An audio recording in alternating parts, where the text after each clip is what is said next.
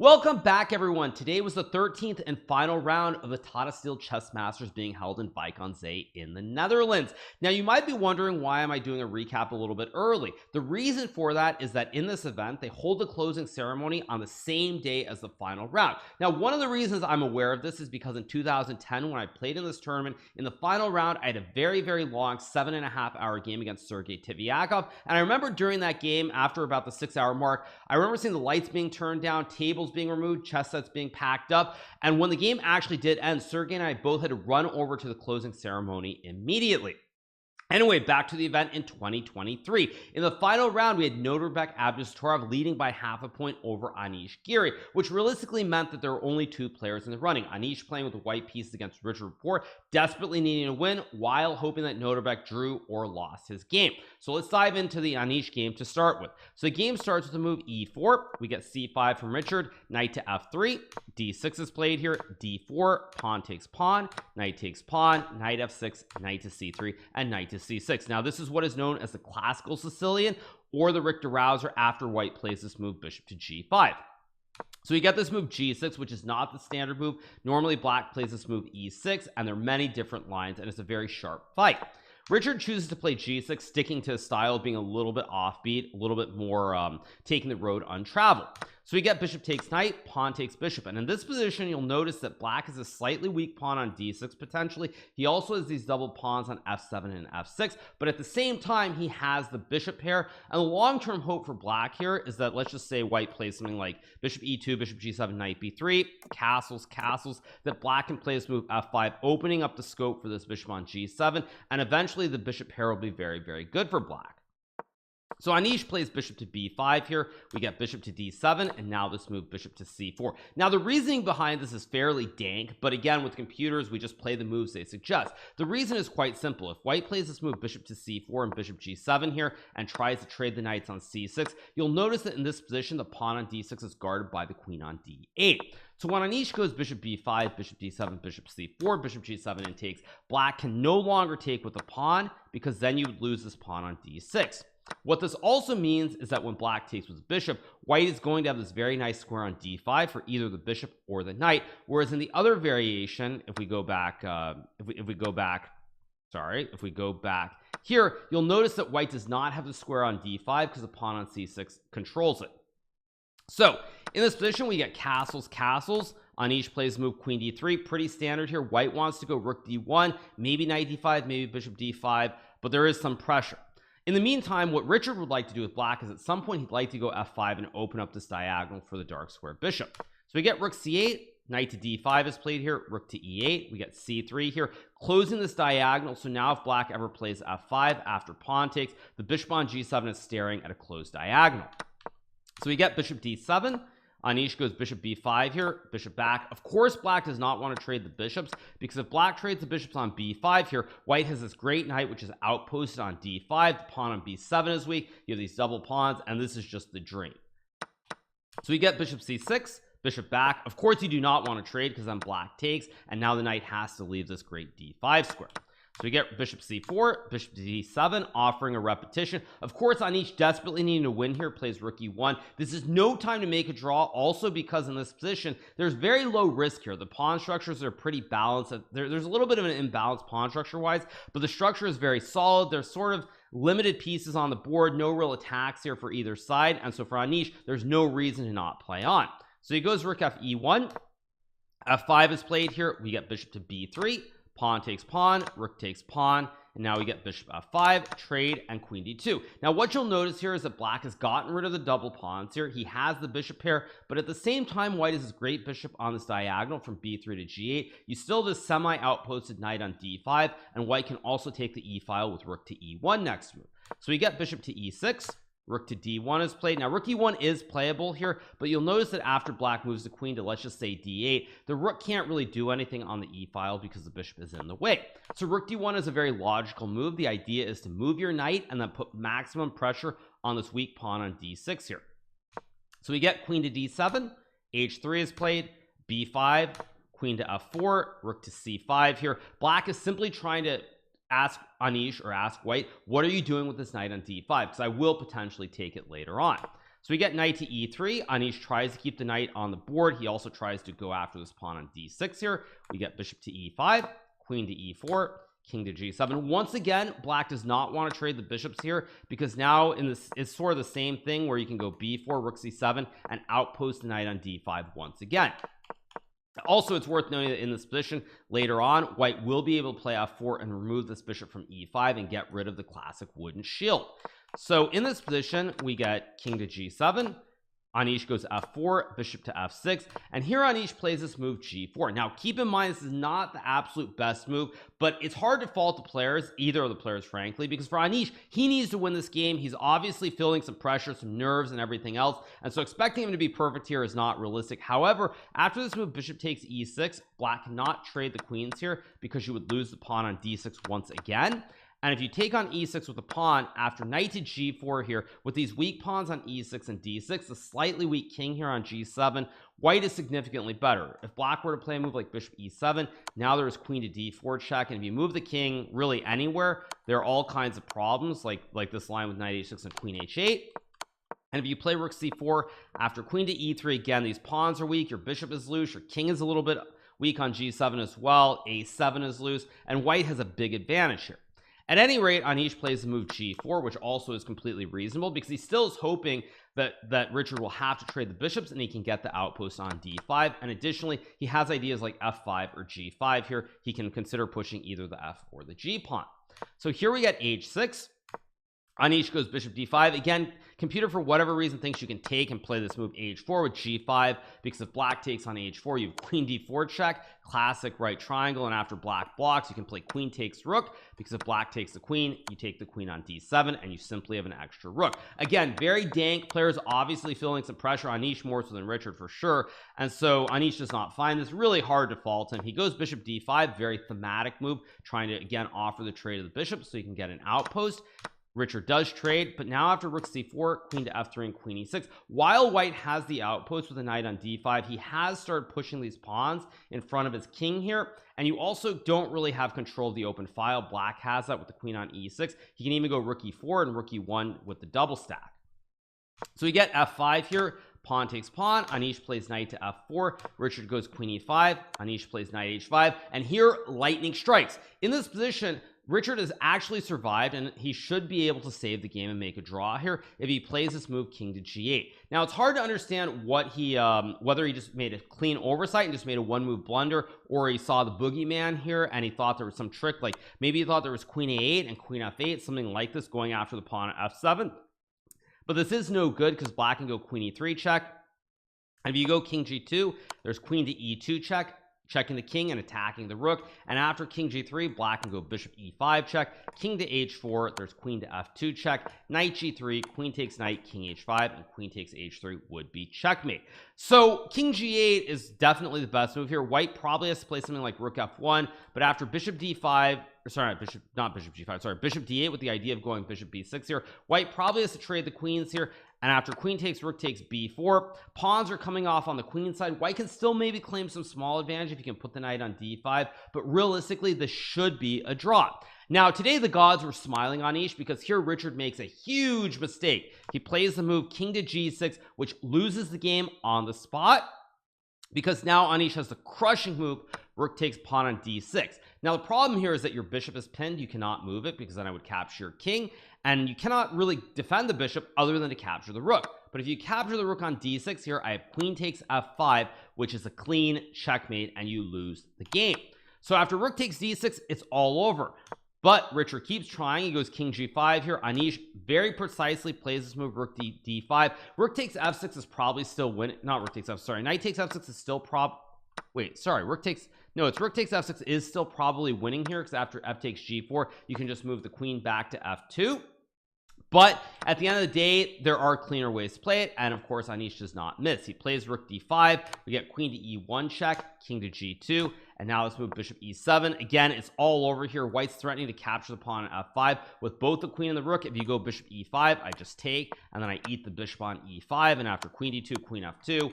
This also is just very clean in this position, because you can go king to f3 here, followed by knight to f4, and white's just up a knight. So in this position, Richard plays bishop e7, we get rook takes f5, king h4, and Anish plays this very nice move, queen g3. Now there were probably easier ways to make checkmates, but it's very, very clean. No chance for any sort of like hallucination or oversight here, because if black trades the queens, you're threatening rook h5 checkmate in one move. Black has to go bishop g5, and now you can play rook takes b5, threatening checkmate in one with knight f5. Black cannot move the bishop away once again because of checkmate. So the only way to stop it is to go rook f4, but after knight to f5, rook takes f5, rook takes f5, it's all hopeless because you can't move the bishop because of mate. And actually, at some point you're probably gonna have to play h5 because you can't move the bishop. And this of course also is very simple. White has 3 passed pawns on the queen side, rook versus the bishop, and it's utterly hopeless. So after this move, queen to g3, Richard resigns the game, and with that, Anish temporarily takes a half-point lead over Noterbeck, with Noterbeck's game still in play. So now let's jump to the other game of the day, which of course is the game between Noterbeck Abdusattorov and Yorn Van Forest. Now, as you guys know from my recap yesterday, I was really hoping to cover Yorn's aspiring game against Anish, but right when Yorn had the game won, he threw it all away and he ruined my plans. So shame on Yorn. At any rate, let's jump into the game. So we get e4 from Noterbeck. Yorn plays the Sicilian as well. We get knight to f3 here, pawn to e6. We get d4, pawn takes pawn, knight takes pawn, knight c6, knight c3, queen to c7, bishop to e3, very solid developing move, pawn to a6, and now we get this move, queen f3. Now maybe 10 years ago even this line with queen f3 was not something that was played very often, but it's become quite popular in recent times, and the idea is very simple. White wants to castle, but you also potentially want to go queen g3, offering a queen trade here, or putting pressure on the pawn on g7 if black declines. So for example, normally black wants to move the bishop and the knight. So say you play a move like knight to f6 here, castles, and I'm just going to illustrate the point. If you go like bishop e7, queen g3, black has to trade the queens because otherwise you lose the pawn on g7. And if you play moves like bishop b4, for example, here, I believe white can take and play something like bishop to d4, putting pressure on the knight on f6 as well. So there is some merit behind this line. It's kind of ironic in a way that this is also a line that Anish to some degree has pioneered as well, that he's done courses on these Paulsons and Taimanovs, and so it's something that is quite frequently played. So we get this move h5 here, which is a very bold move. We get castles, and now we get b5. Now h5, the idea is not necessarily like there's a specific plan in mind when you play it, but you do want to maybe go knight e5, knight g4, or knight e5, say white castle, you get some position like this. There are always ideas like where you can play h4 and then something like knight g6, knight f4, or knight f6 and knight g4, or even d6, moving the knight, and then e5 to attack the queen. So there isn't a specific plan, but it does also stop white from advancing on the king side. So we get castles, b5 is played here. We get queen to g3. The queens are traded by Yorn. He can't really reject it. If you play a move like d6 here, white can now go bishop takes pawn, pawn takes bishop, knight d takes b5, and it's a temporary sack where you've given up a bishop, but you're going to get 3 pawns here. Let's say black plays queen b8, you take, and rook takes d6, and white has 3 pawns on the queen side for the sacrifice knight here. White can go for the double stack, the knight is loose on c6, and there's still queen takes g7, which is in play as well, which would attack the rook on h8.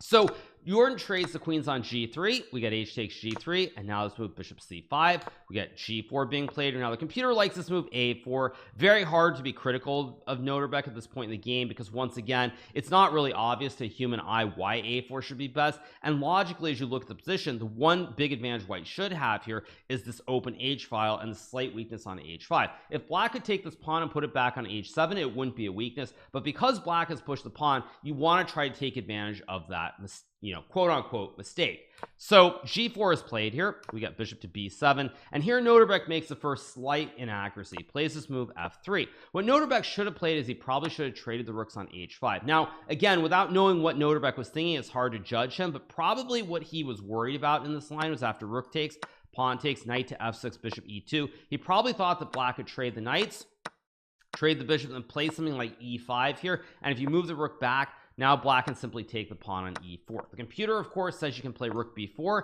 and after bishop to c6 here, there's this move f4. Again, if you're looking at this without knowing the computer evaluation, it's very hard to think that this is great for white, because after f4, black has 2 options. First of all, he can go d6, takes, and this idea of a5 is still in play, attacking the rook. And the computer of course likes a4 and says that after a5 you can play bishop takes b5 and you're winning the game, la-di-da-di-da. But to the human eye, at least, it's not so obvious, and it's very easy to become concerned about your rook getting stuck here with ideas like a5. So at the end of the day, it's very, very hard to be critical of Noterbeck, but I do suspect this is the reason he rejected this idea, and he went for this move f3 instead. Also, keep in mind, it's the last round of the tournament. Noterbeck only needs a draw to guarantee a tie for first place at the very least. And you don't want to do something dumb where you play a move like rook h5, you go into this whole line, you get your rook trap, you lose the game, and you're going to be feeling very, very bad about yourself. So f3 is played, we get g6 here, and now we get knight f5. Again, the computer really likes this move a4, b4, knight e2. I think it's because long term, and this is pretty advanced, but I think long term what the computer thinks black is going to have to do is that at some point this pawn on b4 is going to become weak, and black will have to play a5, which will then loosen the b5 square for either this knight or this bishop to go to down the road. Again, very hard to illustrate because there isn't like a straightforward line, but it's probably just to show something like this where the pawn is weak. You have to go a5, white can go knight g3, and now white can put a bishop on b5 down the road. Again, very dank, very advanced level stuff, but I suspect that's why the computer is so in love with playing this a4 move at multiple points. Anyway, Noterbeck plays knight to f5 here. We got bishop takes e3, knight takes e3, king to e7. We got bishop e2 developing, pawn to d6. Now at this point white is still probably very slightly better, but already here, if I was playing with the white pieces in this situation where you only need a draw, I would already be trying to find a way to simplify the game rather than trying to prove an advantage. Noterbeck on the other hand plays this move g5, and while I think this move is okay, it's an extremely committal move here because after f6 is played, you don't really want to trade the pawns. I mean, it's still probably fine to trade, but Noterbeck plays this move f4, and again in this position, if I had the white pieces, probably I'd already be looking to trade off with g takes h5, g takes h5, and something like rook to h3 and rook to h1 here to play very, very simple, very slow chess, with the idea that eventually after rook h1, say knight e5 is played, maybe I can go knight d1, knight e2, and g4, maybe f4 here, but I'd be looking for ways to simplify, because when you play this move g5 here after f6, you really have to take, in my opinion, in this situation. In a normal game maybe it's different, but in this situation I think you have to trade these pawns and play this and just basically try to keep going, because after you go f4, pawn takes, and knight to e5, black now is a great outposted knight in the center, which is very, very scary. Now you might wonder, why am I saying this? The reason that I'm saying this is because now I'm going to show you guys a very basic thing, but there was an opening that I played when I was much younger, which was the Sicilian knight over the black pieces, and you're probably wondering, why am I showing this? Am I just flexing, or what am I doing? But there's this very specific line where it goes queen f3, knight bd7, castles, queen c7, g4, you go b5, takes here, f5 takes, king b1, knight to e5, queen to h5, queen e7. And there are many lines where at some point you get some position like this, and black gets this really nice outposted knight on e5. King g7 of course is not the absolute best move, so ignore the computer evaluation, but black gets this great outposted knight on e5, and there are various variations in the knight over where I've seen this, where you can get end games, and when you get this knight that's outposted where white has no pawns to remove it, it can be very, very hard to play. So back to the game. When we get to this position, already here it's starting to feel very, very scary for Noterbeck, and I think at this point, considering the pressure and the magnitude of this game, I think it's already very likely that I felt it was very likely that Yorn was going to win here. So we get rook to d4 being played, we get rook d8 here, guarding the pawn on d6, and now we get rook hdone. Already here, once again, you have to go a4. It is the only try here, because now black really can't trade the pawns since a6 is super weak. And if black has to go knight c6, you can simply go rook to d2, so you can stack, and after b4 again, similar stuff, you can go knight to a2 here. Black is gonna have to play a5, and I don't know if you go bishop b5 or maybe even knight c4 is good here, but black has some weaknesses. Again, the knight on g8 is still out of play here. There are no squares for the knight that are available, so therefore you have to play a4. Noterbeck instead plays rook hdone, and I'm gonna say that I feel that a lot of these moves probably were because of the nerves and the pressure of the situation. We get rook hdone, Yorn plays h4, knight g4 is played. Once again, a4 is playable here, and this is probably, I think, the last time where Noterbeck had this a4 move. Again, it's not as strong here because now after knight 6, rook d2, and b4, knight a2, black can even play something like h3 potentially to open up the rook, or open up the h file for the rook, but it still should be better for white. At any rate, he plays knight g4, we get knight to c6, rook to d2, and now let's move rook to h5 is played, and now the ideas with a4 are gone. The g5 pawn is weak here, and it's feeling very, very scary. So we get e5 being played. Black does not want to trade the pawns on e5 because now white has the crushing blow. Knight takes e5. If you take the knight, you lose the rook. If you take the rook, I check you on g6. You have to move the king, and then I take your other rook, and after rook d1, king takes d1. White is simply up one pawn, soon to be two pawns, and this should be a technically winning endgame. So here d5 is the only move. We get knight to e4 being played, another very sneaky tricky move, because if black takes the free knight, or so you think, after rook takes d8, knight takes d8, white has the move knight to f6 here. Knight is guard. You cannot take on g5 because then I go rook to d7 check, king to f8. I take the knight, you move the king, I check, and then there are a couple ways to win, but probably the cleanest is simply to take the extra bishop. Or wait, no, that's not the cleanest way. The cleanest way to win here, what is the cleanest way? I don't actually know. Maybe this is still a little bit tricky, but at any rate, this should be good for white. So Yorn does not take. He plays bishop to c8. We get knight g to f6 here. The knight on e4 guards the pawn on g5, so you can't capture. You also can't capture with knight takes, then I just simply take with the e pawn and capture your rook on h5 next move. And if you take the knight here, now I can trade the rooks, take the knight with check, and then take your rook on h5, and the rest is history. So in this position, we get rook to h8. Knight takes g8, rook takes g8, knight to f6, and now rook d8. And already here it's very difficult because white still has this weak pawn on e5. Pawn on g5 is solid for the moment, but if black can trade off some rooks or a knight here, or maybe not the knight, but the rooks at least, or open up the h file, long term these pawns on g5 and e5 will be weaknesses. Now the other thing that people might notice here is that the pawn structure very similarly resembles the French defense here, with these pawns on e6 and d5 and the white pawn on e5, and black does have the bad light square bishop. So what this game comes down to in the end game is whether black can win this pawn on e5 or not. If black can win this pawn on e5 or activate this bishop somehow down the road, it should be winning. So we get rook e1, h3 is played. Now it's peculiar that Yorn didn't take the pawn on e5. I suspect that he saw the boogeyman here. He thought that after bishop takes b5 that it was a little bit unclear, but here black has a nice move, pawn to h3, not pawn takes bishop, because after rook takes knight you end up in a situation where white has a great outpost knight on f6 versus a bad bishop on c8, which is just not very active. But after bishop takes b5, black can play his move h3. If you take the pawn on h3, black has knight f3, forking the rooks while the bishop on b5 remains under attack, and white will lose some material here. If white tries to move the bishop to say d3, black goes h2, rook to h1, and now this move knight to f7, collecting the pawn on g5. The knight will no longer be outposted, and white is maybe still kind of okay after knight g4, although e5 does feel pretty bad with the big black center. But at any rate, it's very easy for us humans to think that there should be a simpler way to play it. So Yorn goes h3 here, just basically keeping the knight on c6, keeping pressure on the pawn on e5 while trying to activate his rooks on the h file. So we get pawn takes pawn, rook takes pawn, bishop to g4 is played, and now we get rook h4 attacking the bishop. Noterbeck plays b3 here, potentially trying to play c4 at some point and open up the d file, but also just creating some lift for the king on b2. Rook dh8 is played, king to b2, rook to h2. Very good move here, trying to trade off one set of rooks, and now a5 is played. As I said before, without many rooks on the board and only one open file which black controls, combined with the permanent weakness on e5 which forces the rook to stay on e2 to guard the pawn, white is in big trouble. We get a3 here.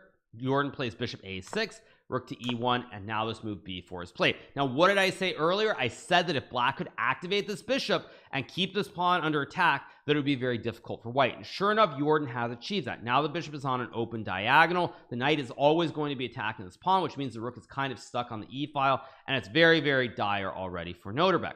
Here Noterbeck plays a4, which I would argue is the final blunder. He could have tried to survive with a move like rook a1, and after b takes a3, rook takes a3, computer says king f7 for God knows what reason, and says that black is still better, but it's not lost. And there are hopes here because the knight is now kind of tied to the pawn on a5 as well. So the rook now attacks the pawn, which means the knight can't take the pawn because it's distracted by defending the a5 pawn, and there are chances. At any rate, Noterbeck plays a4, and now after knight to d8, the problem is very clear. White does not have any open files. Black is simply going to go knight f7 and take either g5 or e5, come back and do the same thing, and white has no play here because you can't put the rook on the open h file. You could try to go c3 here, but again, c3 in the specific position doesn't work because of check. So really, white is in very desperate in a very desperate situation here. I mean, really the only hope would be to do something like c4, and either you get something, and just to illustrate it, something like this where you could get an open c file, or something like this where you could get an open d file. But again, as I just illustrated, white can't really go either c3 or c4 here, so black is well in time to put the knight on f7 to win the pawns on g5 and e5. So here Noterbeck, under pressure right around time control, plays bishop to e2, which does lose the game on the spot. But again, I think already, considering the magnitude of the situation, the pressure he's under at this point, I don't think it's realistic to expect him to find the best computer moves. Bishop f3 is the only try, because now if black plays knight to f7, you can sack the bishop. You can take here on d5. Black cannot move the king to d7 because of the fork. This would actually win for white. And if you go to e6, there's a fork on c7. Same thing applies to e8. So you can't go to any of these three squares. If you go to f8, now I can go e6, knight to d6, and I believe knight to f4 is the best move, because after king g7, oh, you have rook d1 here, which attacks the knight, followed by rook to d7, and white should be winning. But again, very, very dank, very hard to play. And as a professional player myself, I would say that this is borderline impossible, considering the time situation, considering the pressure he's under. He knows he's in trouble, so he's just human. He has emotions. He's not going to find the best moves, and that's just the reality. So he plays bishop e2, trading the bishops. But now after knight to f7, with only the rooks and the knights on the board, white has these two weaknesses on e5 and g5. Still does not have any open files here. Doesn't have an open c or open d file. Black controls the only open file, and it's completely hopeless. Noterbeck tries to fight on. He goes c3. We got pawn takes pawn, king takes pawn, knight takes g5 is played. We get b4 here, rook to h3. Now at this point, Noterbeck just plays moves. He's just hoping for some kind of tactical solution, but unfortunately it doesn't exist. We get rook h3 check, king b2, pawn takes pawn. Noterbeck finally gets his rook to an open file, but at this point he's already down 2 pawns, and e5 is still weak, a4 is weak, and unfortunately this king is not actually boxed in here. It looks like with the knight here, the square is kind of covered. Maybe there's some miracle, but alas, there is not. So we get knight to f3. Knight to g4 is played. Knight f3, an excellent move, by the way, going after the pawn. If white checks, you go king d8, rook d7, king c8, and now after rook d6, I take the pawn. You take knight c4, king c2, b3, king c1, b2, king b1, and rook to h1 win the game, because black will make a queen. So Noterbeck goes knight g4, guarding the pawn. Still small hope that maybe he can get the a pawn down the board, but it's not meant to be. We got knight to d4, rook to c8, rook to b3 check is played, king a2, rook a3 check, king b2, rook takes a4. Now black is up 3 pawns here, and it's just game over. We get knight to f6, and after b3, Noterbeck resigns here in view of the fact that, once again, if you go rook e8 and then say rook c8, I can even go g5 here to walk the king up the board to g6 and f5, and at the same time with his pass pawn on b3 and rook a2 coming in, it's just hopeless. So Noterbeck resigns here. Very, very disappointing for him, certainly to lose this game. And with that, Anish Giri does win the Tata Steel Chess Masters by half a point. So I am also going to do something additional here, you guys. I'm going to actually give you my rankings of the players, how they performed. Now, not everybody here went to school in the US, so I'm not going to use A, B, C, D, E, F. I'm going to do it by ranking system of 1 to 10 and how I feel that they performed. So looking at the rankings, the winner of the tournament, Anish Giri, scored 8.5 points. Of course, I have to give him a 10 out of 10. Great result. Very, very solid throughout. He was really only in danger in one game yesterday with Yorn. Now, I will say, in terms of that, I'm very, very disappointed, because as all of us on the inside know, the script had been written. We were going to have a 3-way tiebreak. You know, I read the script the other day between Magnus, Anish, and Noterbeck, because Yorn was going to win the game against Anish and the game today against Noterbeck. Alas, Yorn, I guess he forgot the script or whatever, and he ended up letting Anish slip off the hook yesterday. So we didn't get that. Joking aside, of course, good finish anyway for Yorn.